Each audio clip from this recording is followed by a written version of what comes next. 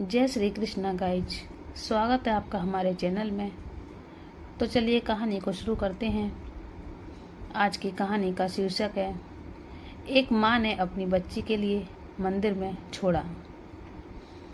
क्यों एक माँ अपनी छोटी सी बच्ची को मंदिर की सीढ़ियों पर छोड़कर चली गई। उसके बाद जो हुआ उसे देखकर लोगों के होश उड़ गए। संजीव एवं आरती खुशहाल जिंदगी जी रहे थे। उनके दो छोटे बेटे थे, एक बेटा 5 साल का और एक बेटा 3 साल का था। बड़े बेटे का नाम मोहित एवं छोटे बेटे का नाम रोहित था, लेकिन वो सभी आने वाली मुसीबत से अनजान थे। संजीव को थोड़ी तकलीफ रहती थी। जब आरती उसे डॉक्टर को दिखाने को कहती तो वह कहता कि इन छोटी छोटी तकलीफों में डॉक्टर के पास क्या जाना। लेकिन धीरे धीरे संजीव की तकलीफ बढ़ने लगी और हार कर उसे डॉक्टर के पास जाना पड़ा। डॉक्टर ने उसे थोड़ी दवा दी और टेस्ट करवाने को कहा। टेस्ट की रिपोर्ट 24 घंटे बाद आनी थी। आरती का मन किसी अज्ञात आशंका से धड़क रहा था। वह बार बार ईश्वर से प्रार्थना कर रही थी कि टेस्ट की रिपोर्ट में सब ठीक आए। रिपोर्ट आने पर वे लोग डॉक्टर के पास गए तो डॉक्टर ने बताया कि संजीव को कैंसर है, जो अब लास्ट स्टेज पर है। डॉक्टर ने उन्हें एम्स दिल्ली में दिखाने के लिए रेफर कर दिया। वहां का इलाज शुरू हुआ तो 2-3 महीने की भागदौड़ के बाद भी उनके हाथ निराशा ही लगी। महंगी दवाएं, इंजेक्शन, कीमोथेरेपी आदि सभी असफल रहे। दोनों आशा निराशा के बीच झूलते रहे।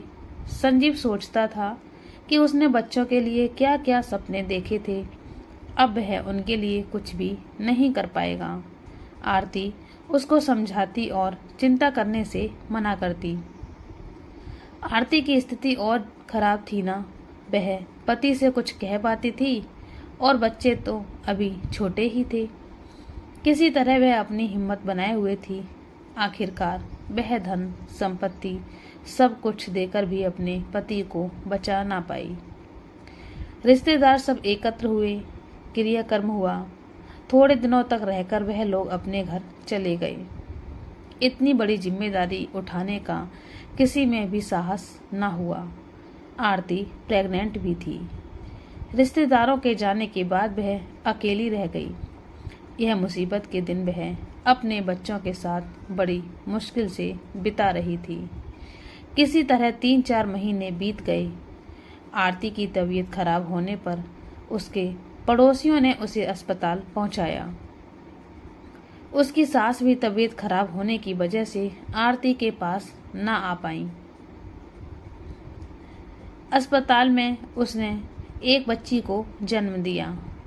तीसरे दिन किसी तरह वह अपनी बच्ची को लेकर घर आई। पड़ोस वाले भी कितना साथ देते, जितना किया वह बहुत था। बाकी जो जमा पूंजी थी वह भी खत्म हो गई। इस कमजोरी की हालत में किसी तरह रो रो कर वह अपने दिन बिता रही थी।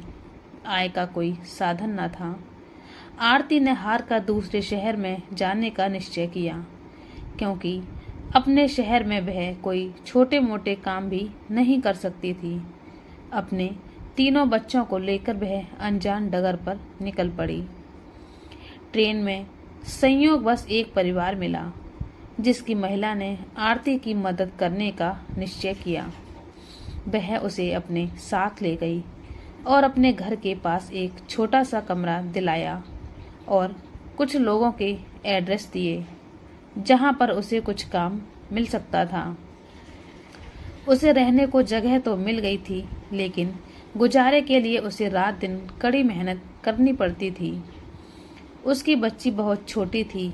वह उसे अकेला नहीं छोड़ सकती थी और ना ही लेकर के काम कर सकती थी। हार कर उसने उस बच्ची को मंदिर की सीढ़ियों पर लिटा दिया और स्वयं मंदिर के पीछे छुप गई। बच्ची जोर जोर से रोने लगी। माँ का मन तड़प उठा, लेकिन वह मजबूर थी। 3-3 बच्चों को पालना उसके लिए बहुत कठिन हो रहा था। वह मंदिर के पीछे इस उम्मीद में छिप गई कि शायद कोई मेरी बच्ची को ले जाए और उसका लालन पालन ठीक से हो जाए। तभी एक महिला आती दिखी। महिला के कानों में किसी बच्चे की रोने की आवाज सुनाई दी। जैसे जैसे वह नजदीक पहुंचती जा रही थी, वहां आवाजें और स्पष्ट होती जा रही थी। जब वह मंदिर के पास पहुंची तो उसने एक सुंदर सी बच्ची तौलिया में लिपटी हुई सीढ़ियों पर पड़ी देखी। उसने दौड़कर उसे गोद में उठा लिया और इधर उधर देखने लगी कि शायद उसके माता पिता वहीं कहीं हों, लेकिन उसे कोई भी दिखाई नहीं दिया। बच्ची उसके गोद में आकर थोड़ा शांत हो गई। उसने गोद में लिए भगवान की पूजा और अर्चना की और बच्ची को लेकर घर वापस आ गई। अजय उसके हाथों में बच्ची को देखकर आश्चर्यचकित रह गया। सब हाल जानने पर उसने पुलिस को फोन किया। पुलिस तुरंत घर आ गई और उसने रिपोर्ट दर्ज कर दी और कहा कि हम लोगों ने अनाथालय में फोन कर दिया है और बच्चे को तब तक के लिए अनाथ आश्रम में रख देंगे जब तक कि उनके माता पिता नहीं मिल जाते। लेकिन अजय और रोशनी ने कहा कि बच्ची को अनाथ आश्रम भेजने की कोई ज़रूरत नहीं है। जब तक इसके माता पिता नहीं मिलते तब तक हम इसका पालन पोषण करेंगे और जब माता पिता मिल जाएंगे तो हम उनको इस बच्ची को सौंप देंगे। अजय और रोशनी की शादी हुए 7 साल हो चुके थे।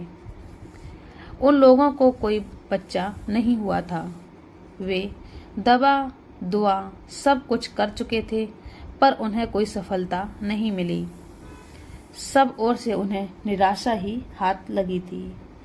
अब सब कुछ छोड़कर उन्होंने स्वयं को भगवान के सहारे छोड़ दिया था। बच्ची को पाकर रोशनी के मन में ममता का स्रोत फूट पड़ा था। ऐसा लगता था जैसे कि बच्ची के रूप में उन्हें जीने का एक सहारा मिल गया है। उन्हें लगता था जैसे भगवान ने ही उस बच्ची को उनके पास भेजा हो। अब उन्हें डर लगने लगा था कि बच्चे के माँ बाप मिलने पर वे उसे कैसे दे पाएंगे।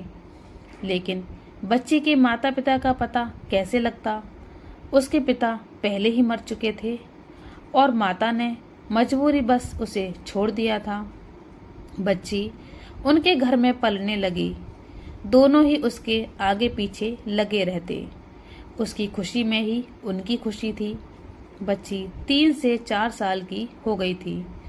उस बच्ची का नाम उन्होंने आद्या रखा। अचानक शाम को खड़े खड़े ही एक दिन रोशनी गिरकर बेहोश हो गई। उसके पति ने डॉक्टर को दिखाया। डॉक्टर ने परीक्षण करने के बाद बताया कि वह प्रेग्नेंट थी। उसको ऐसा लगा कि जैसे अंधेरे में आशा की किरण फूटी हो।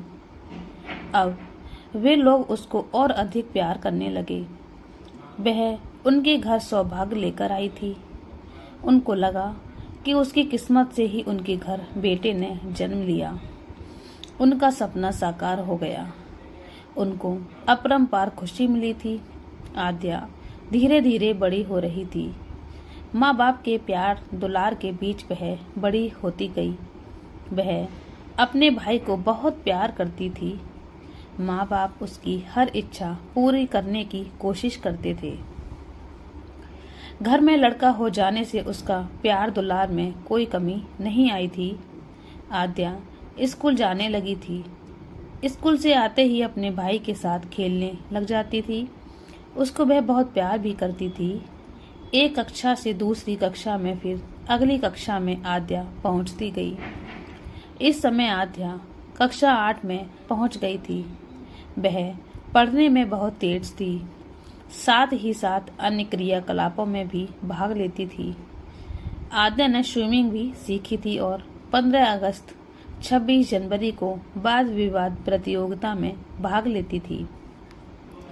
साथ ही साथ सांस्कृतिक कार्यक्रमों में भी भाग लेती थी।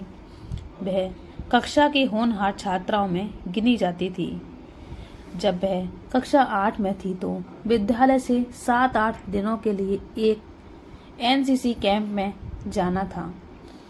लेकिन उसके माता पिता उसे जाने की अनुमति नहीं दे रहे थे।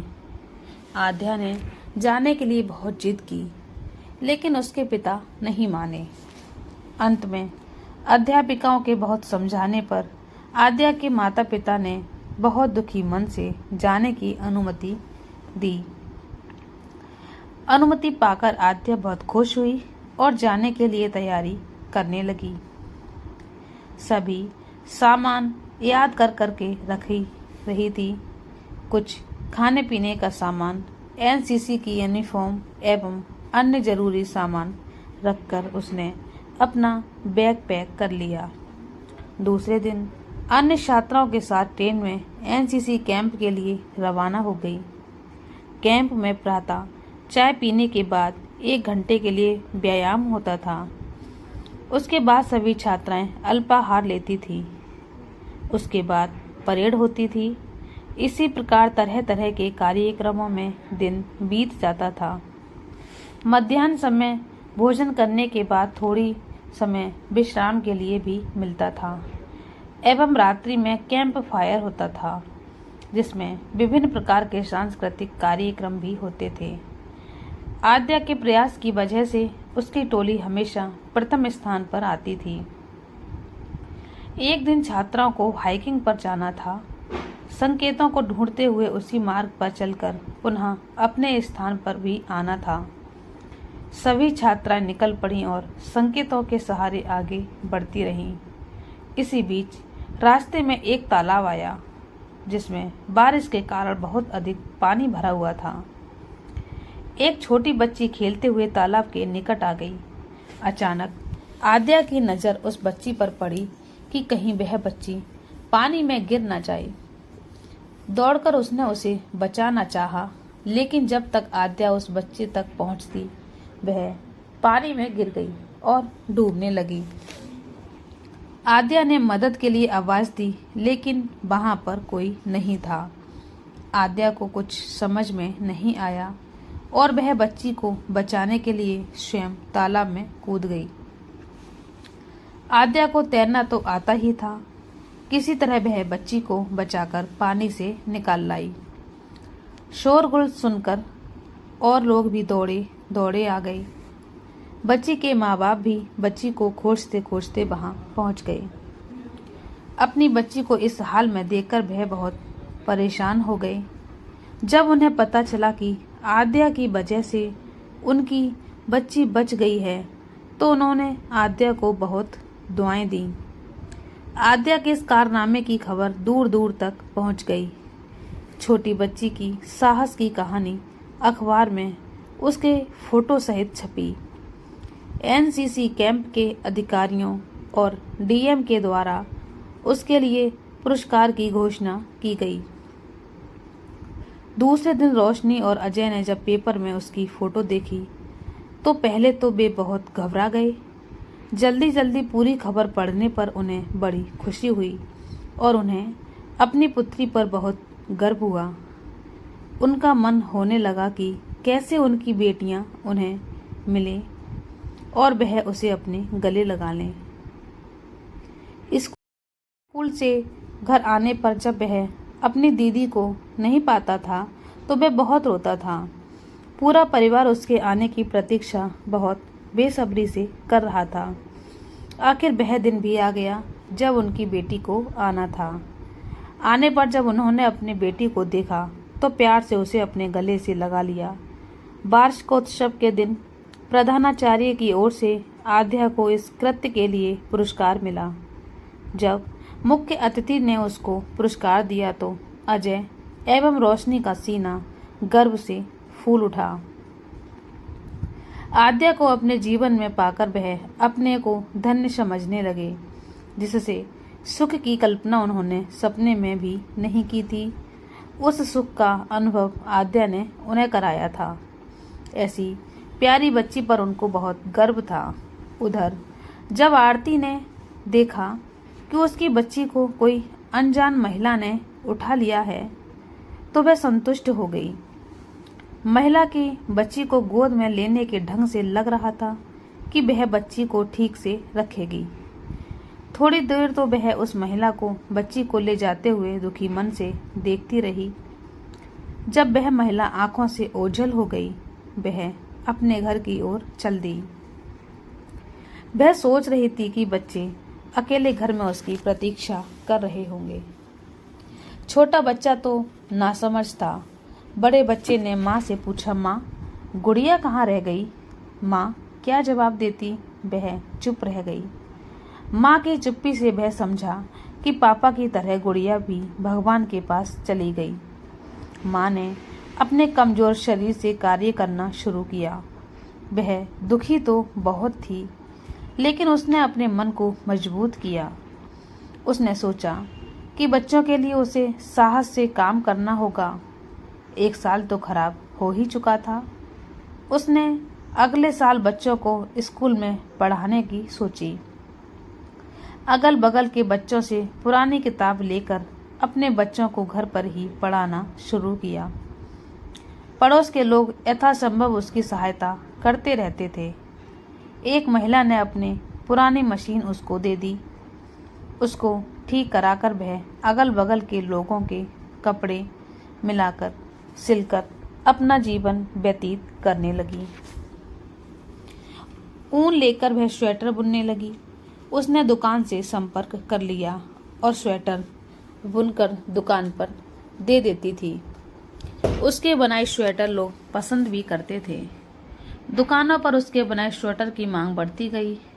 बचे समय में सीजन के अनुसार आम, नींबू, मिर्ची एवं मिक्स अचार बनाने लगी। अचार बनाकर वह दुकान पर दे देती।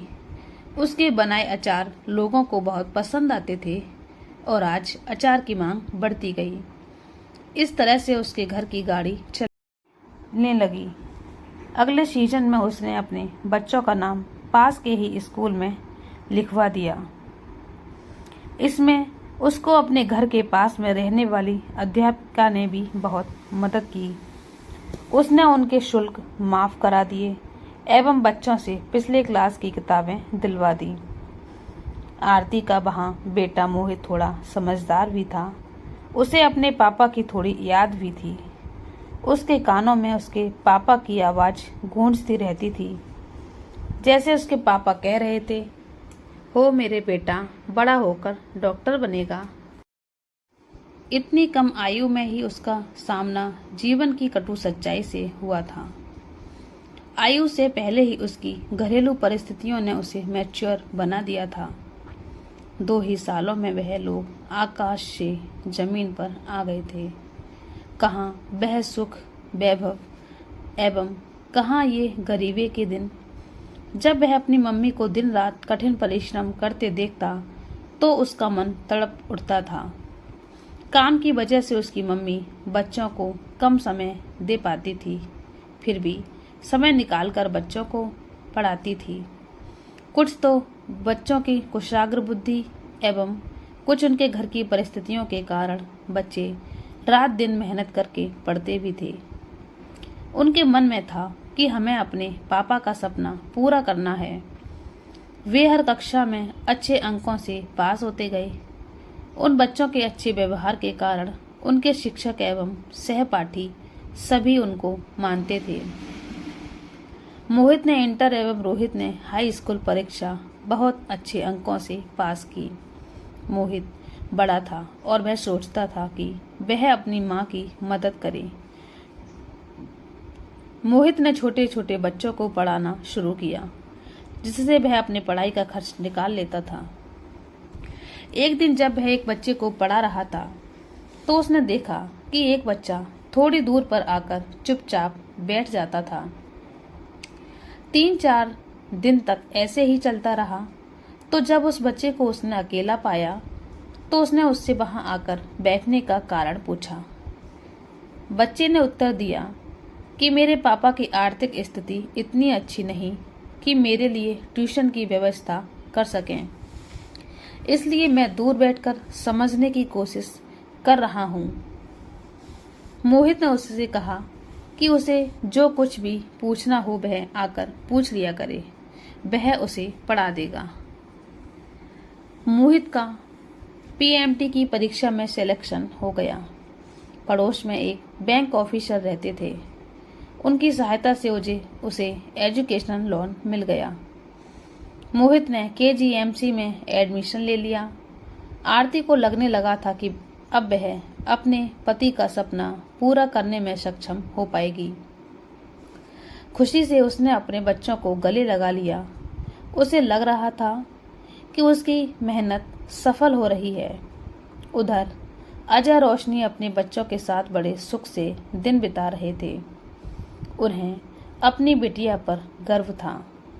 छोटा बेटा भी आद्या की ही तरह पढ़ने में होशियार था। आद्या अब बड़ी हो रही थी। वह अपनी मम्मी के साथ घर के कामों में हेल्प करती थी। आद्या ने हाई स्कूल इंटर परीक्षा अच्छे अंकों में उत्तीर्ण कर ली थी और अपने भाई को भी पढ़ाने में मदद करती थी। आद्या के बड़े होने के साथ साथ उनके माता पिता के मन में उसके भविष्य की चिंता भी होने लगी थी। आद्या का मन पढ़ाई में बहुत लगता था। वह आगे पढ़ाई करना चाहती थी तथा प्रतियोगी परीक्षाओं में बैठना चाहती थी। वहीं उसके माँ बाप सोचते थे कि लड़की जितना ज़्यादा पढ़ लिख जाएगी उतना ही अधिक अच्छा लड़का ढूंढना होगा। आद्या के घर के पास उसकी एक फ्रेंड रहती थी। दोनों में घनिष्ठ मित्रता थी। उसकी फ्रेंड गौरी का भाई विवेक कंपटीशन की तैयारी कर रहा था। गौरी के घर से उसको पढ़ने के लिए बुक्स मिल जाती थी और प्रतियोगिताओं के बारे में पता चलता था। वहीं से उसे उसके मन में भी इन परीक्षाओं में अपीयर होने की इच्छा जगी। आद्या ने बीए की परीक्षा अच्छे अंकों में उत्तीर्ण करने के बाद अपने माता पिता से आईएएस पीसीएस की परीक्षाओं में अपीयर होने के लिए कहा तो उसके पिता ने कहा कि ये सब लड़कियों के लिए उपयुक्त नहीं है। आद्या को जो पॉकेट मनी मिलती थी और कहीं से भी जो पैसा मिल जाता था उसे वह बचाकर रखती थी। पिता के मना करने पर बहुत दुखी हो गई, लेकिन वह अपने आप को रोक नहीं पाई। जो बुक्स उसे मिल पाती थी गहन अध्ययन करती और अपना ज्ञान बढ़ाती रहती थी। एक दिन जब वह गौरी के घर गई तो उसने देखा वह फॉर्म भरने की तैयारी कर रही थी। उसने उससे रिक्वेस्ट की वह भी फॉर्म भरना चाहती है तो उसने कहा जब हम लोग अपना फॉर्म मंगवाएंगे तो तुम्हारा भी मंगवा लेंगे। दोनों ने साथ में फ़ोटो खिंचवाई, मार्कशीट अटेस्ट करवाई तथा साथ ही फॉर्म भरा। इन सब कामों में उसे रीता के भाई विवेक की मदद मिलती थी। उसी की हेल्प के फॉर्म भेज दिया गया। उसने इस भय के कारण कि अगर उसके माता पिता को ये पता चला तो वह उसे फॉर्म भरने ही नहीं देंगे। ये सब अपने मम्मी पापा को नहीं बताया। विवेक की हेल्प से फॉर्म भेजने के बाद आद्या ने गौरी के साथ मिलकर अध्ययन करना शुरू कर दिया और लोगों को इसमें विवेक से बहुत सहायता मिलती थी, क्योंकि वह स्वयं भी इस परीक्षा के लिए तैयारी कर रहा था। अपने नोट्स तथा बुक्स इन लोगों को भी पढ़ने के लिए दे देता था। आद्या के पापा को आद्या को गौरी के घर भेजने में कोई आपत्ति नहीं थी। इस तरह से आद्या परीक्षा में अपीयर होने की अपनी तैयारी करती रही। आद्या ने एमए में भी एडमिशन ले लिया था और साथ ही साथ प्रतियोगी परीक्षाओं में अपीयर होने के लिए भी कठिन परिश्रम करती थी। इस प्रकार से आद्या ने आईएएस की कॉम्पिटिटिव परीक्षा दे दी। वह सोच रही थी कि कोई ज़रूरी नहीं कि सिलेक्शन हो ही जाए। बस ये सोचकर उसने परीक्षा दी कि सिलेक्शन हो या ना हो, कुछ न कुछ अनुभव तो होगा ही और उसका ज्ञान भी बढ़ेगा। गौरी ने भी आद्या के साथ ही परीक्षा दी। गौरी के पापा ने जब रिजल्ट निकाला तो दोनों के रिजल्ट पेपर में दिखे। दोनों के ही अनुक्रमांक पेपर में होने पर गौरी के पापा बहुत खुश हुए। गौरी एवं आद्या को भी सफलता पाने पर बहुत प्रसन्नता हुई, लेकिन आद्या के मन में ये चिंता होने लगी कि उसने तो घर में बिना बताए ही ये परीक्षा दी थी। वह अपना रिजल्ट घर में कैसे सबको बताएगी। गौरी के पापा को यह पता नहीं था कि आद्या ने बिना बताए ही ये परीक्षा दी थी। गौरी के पापा ने जब आद्या के पापा को आद्या के IAS की परीक्षा में सफल होने पर बधाई दी, आद्या के पापा यह तो जानते नहीं थे कि उनकी बेटी परीक्षा में अपीयर हुई थी। उन्हें आश्चर्य हुआ, लेकिन उन्होंने गौरी के पापा को ये नहीं बताया कि उन्हें ये पता नहीं था, और उन्होंने उन्हें बधाई देने के लिए धन्यवाद भी कहा। आद्या के पापा इस बात की प्रतीक्षा कर रहे थे कि आद्या उन्हें स्वयं अपनी सफलता के बारे में बताए। आद्या समझ नहीं पा रही थी कि कैसे वह अपने पापा को ये बताए। आद्या ने अपने पापा से सर झुकाकर कहा कि पापा, मुझसे गलती हो गई है। मैंने आपसे बिना पूछे फॉर्म भर दिया था और बिना बताए ही परीक्षा भी दे दी थी। संयोगवश मैं उस परीक्षा में सफल भी हो गई हूँ। आद्या के पापा ने आद्या को गले से लगाते हुए कहा कि बेटा, माफ़ी तो मुझे मांगनी चाहिए थी कि मैं अपनी नासमझी और कमजोरी के कारण तुम्हारे सपनों को पूरा करने में रुकावट बन रहा था।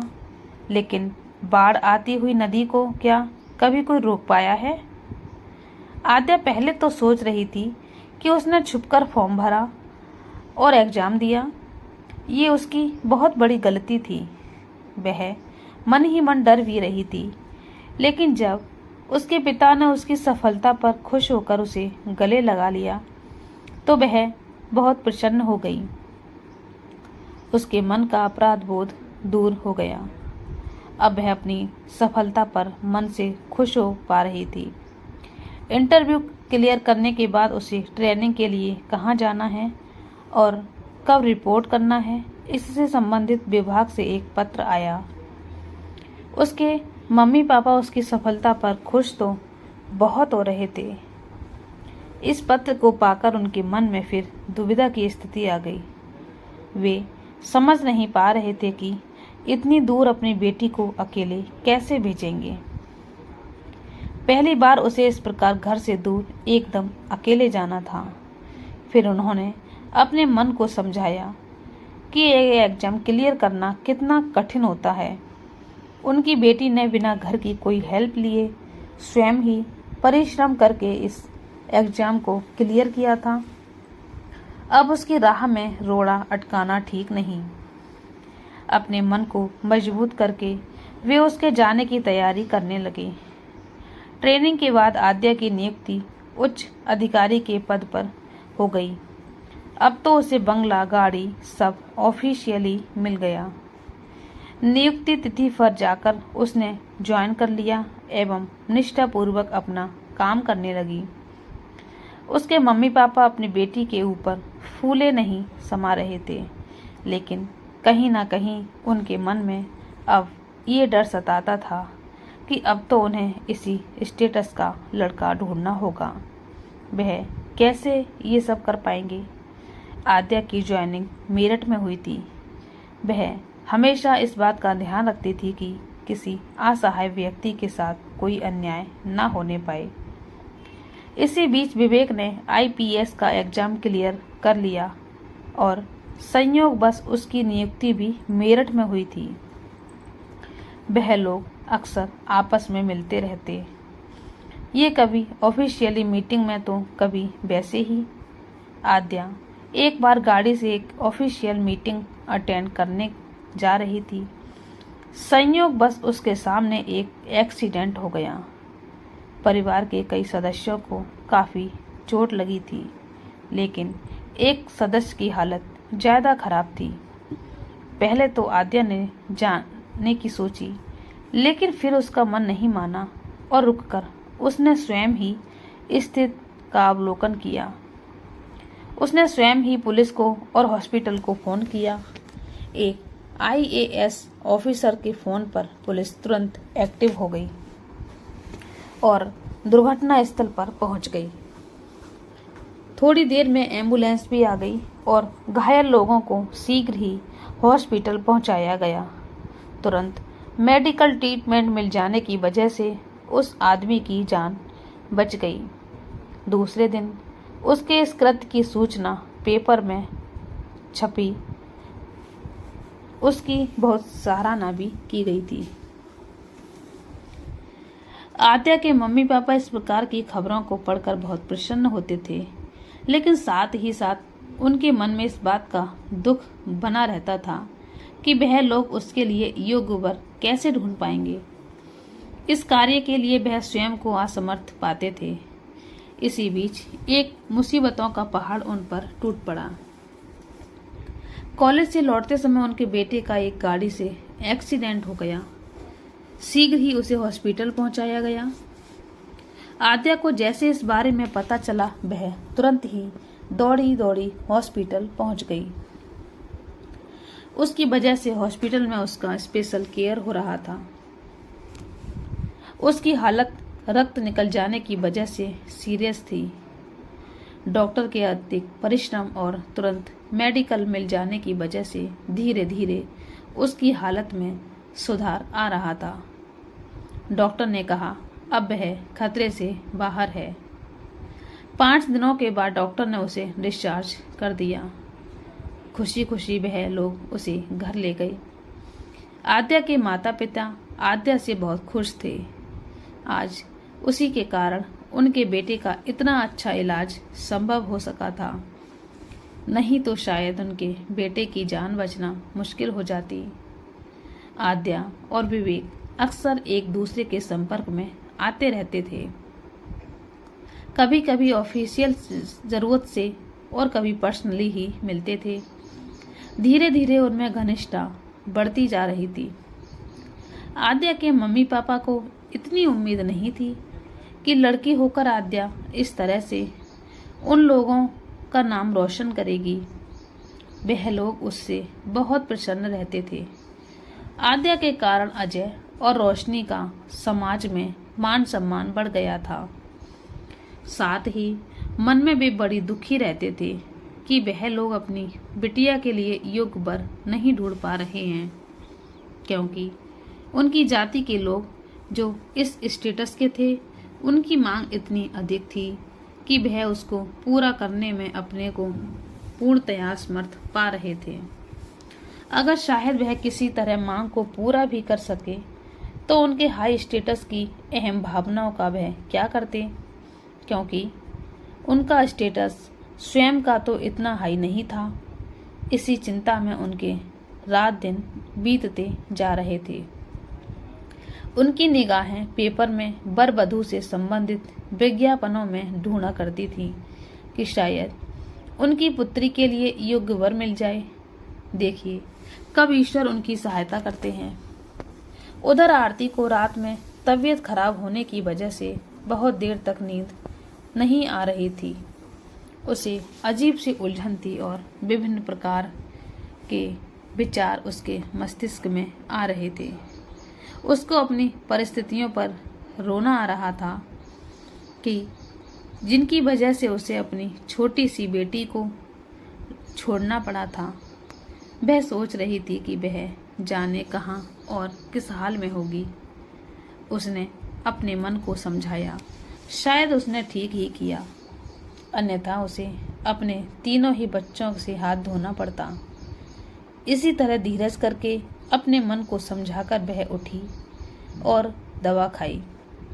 दवा खाने के थोड़ी देर बाद उसे नींद आ गई।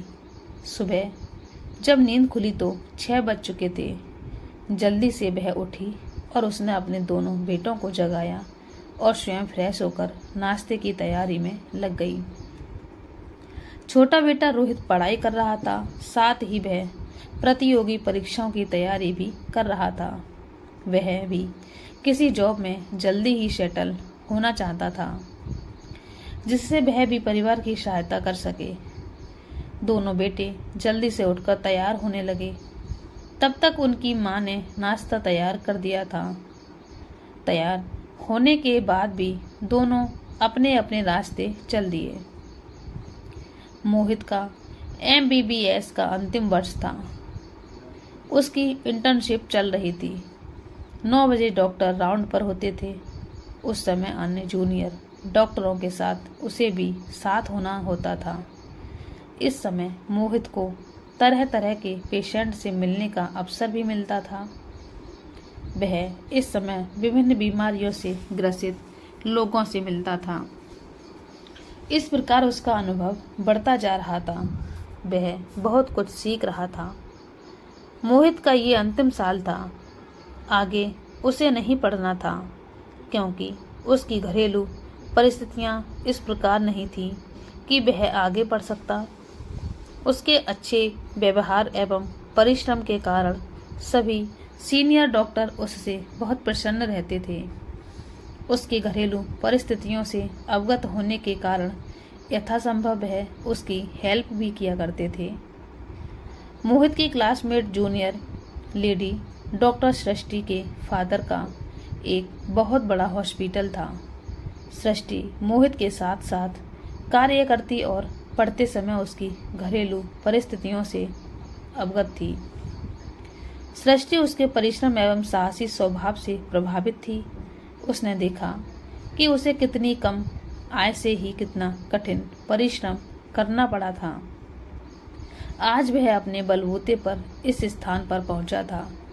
जब सृष्टि को पता चला उसके पापा के हॉस्पिटल में एक डॉक्टर की आवश्यकता है, तो उसने अपने पापा को मोहित के बारे में बताया और साथ ही ये भी बताया कि वह बहुत ही स्वाभिमानी है, इसलिए वह स्वयं आपके पास नहीं आ पाएगा। इस प्रकार सृष्टि ने अपने पापा से मोहित की तारीफ करके डॉक्टर की पोस्ट के लिए ऑफर लेटर मोहित के पास पहुंचवाया। MBBS की डिग्री पाने के बाद जब मोहित को डॉक्टर की पोस्ट के लिए ऑफर लेटर मिला तो उसने उसे स्वीकार कर लिया, क्योंकि वह समझता था यही उसके लिए उपयुक्त है। डॉक्टर की पोस्ट ज्वाइन करने के बाद सैलरी मिलने पर वह घर को भी सपोर्ट कर पाएगा और अपना लोन भी पे कर पाएगा। अब वह अपनी माँ को इतना कठिन परिश्रम करते नहीं देख सकता था। आरती का बेटा डॉक्टर बन गया था। वह बड़ी खुश थी कि वह अपने बेटे को डॉक्टर बना पाई। एक दिन जब मोहित अपने रूम में पेशेंट को देख रहा था, उसे एक लड़की जाती दिखी। ध्यान से देखने पर उसने पाया कि यह उसकी क्लासमेट डॉक्टर सृष्टि थी।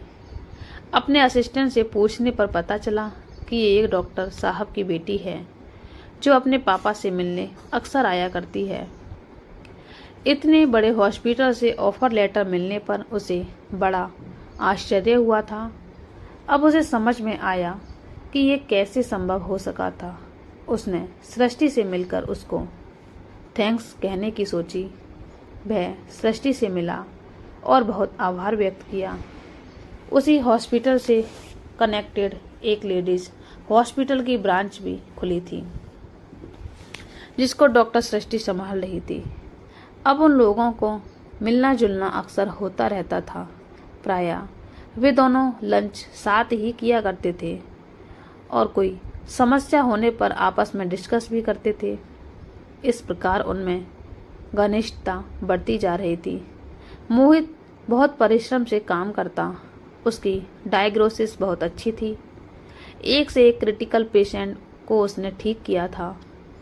उसका व्यवहार भी सबसे इतना अच्छा रहता था, लोग उसे पसंद करते थे। मोहित और सृष्टि के परिश्रम से हॉस्पिटल दिन दूनी रात चौगनी उन्नति करता जा रहा था। दूर दूर से पेशेंट मोहित का नाम सुनकर उस हॉस्पिटल में इलाज कराने आते थे। मोहित और सृष्टि उस हॉस्पिटल के आधार स्तंभ से बन गए थे। इस प्रकार से मोहित अपने परिवार की देखरेख करने के साथ साथ निरंतर उन्नति पथ पर अग्रसर होता जा रहा था। आरती अपने और अपने पति के सपने को साकार होते देख बहुत खुश थी। तो दोस्तों, ये कहानी आपको कैसी लगी हमें कमेंट करके बताना और आप हमारे चैनल पर नए हैं तो हमारे चैनल को सब्सक्राइब कर लीजिए और बेल आइकन को दबा दीजिए ताकि हमारी कहानी आपको सुनने को मिलती रहेगी। थोड़ा हमें सपोर्ट भी कीजिए। कहानी को पूरा देखने के लिए धन्यवाद।